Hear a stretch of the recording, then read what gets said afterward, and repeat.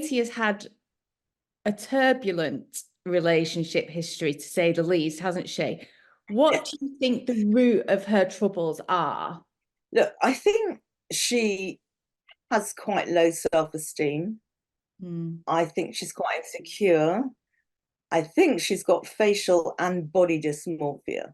yeah. So we know the amount of operations she's had or surgeries. I remember her once saying most people have treatments to give them a more youthful look, but to give them a natural look. Mm. I remember Katie once saying she wants to look like a Barbie doll.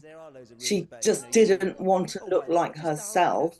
She wanted completely, clear complexion. I mean, she just wanted to look like a bot, I suppose, artificial. Mm. Um, and with her boobs backwards and forwards, in and out, bigger, smaller, that strikes me as someone who has got dysmorphia, i.e., a complete almost hatred, loathing of their body and their face, so that there's a constant reinvention to try and look different, not just younger. And I also think she's 46 now. I think she's got a fear of growing older. She peaked when she was very young.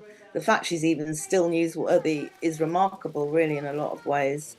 But, she's heading towards 50. She doesn't like it. She's looking at having IVF. I think there's a new TV series coming out about her trying to have more children. She's an amazing mother, I think. She's got 5 kids. Is she going to have more? I just think she's looking for a validation and a security all the time that somehow, because of her low self-esteem, she never quite finds.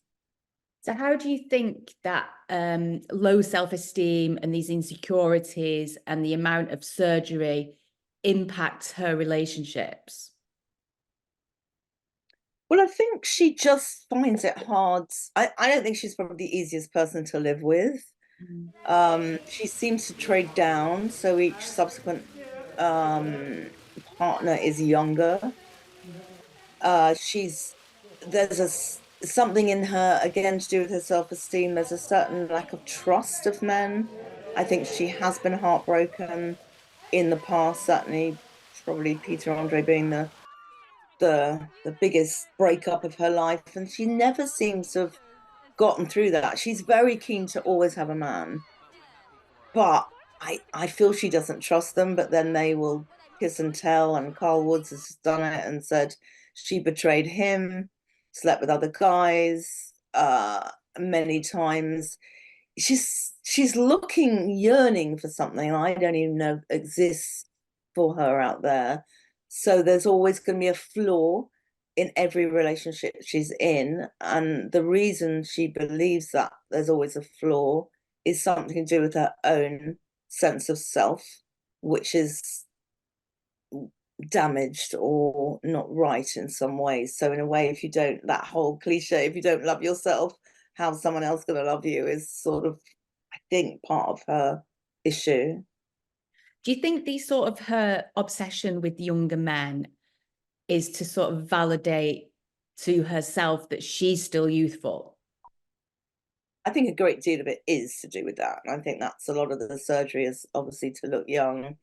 And I think she's got a fear of growing older, a fear of not being relevant. If we look at Dame Bowers, she described him as he was the love of her life. She was obsessed with him. He cheated on her, she said, and she sort of like massively pursued him.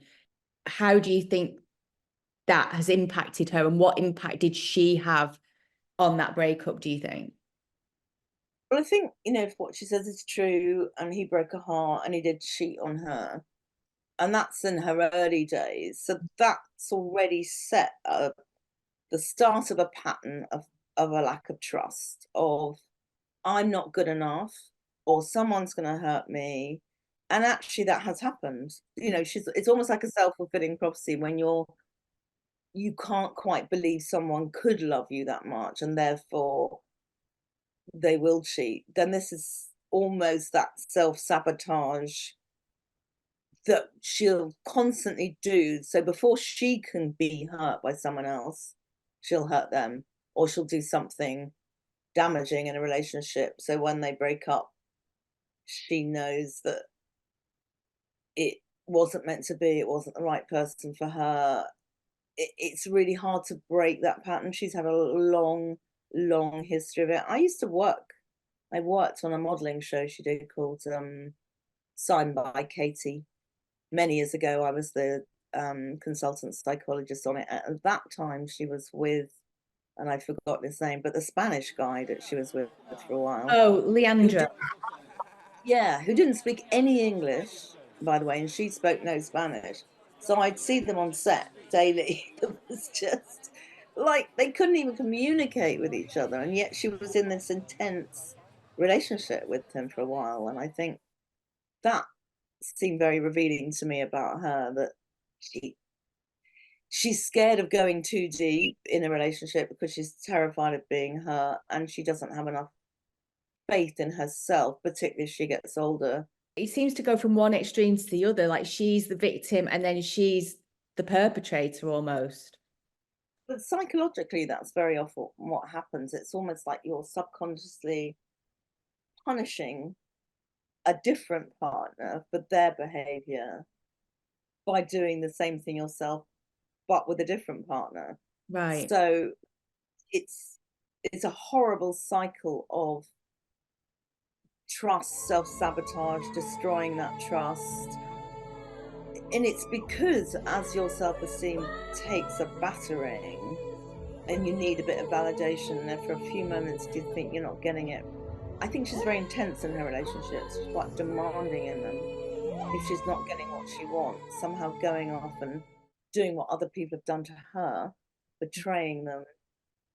Yeah, I'm not sure she's consciously doing it deliberately. She's just always seeking this validation. If she doesn't see it in one person, she'll find it elsewhere. And it's a really sad cycle for her to have gotten into.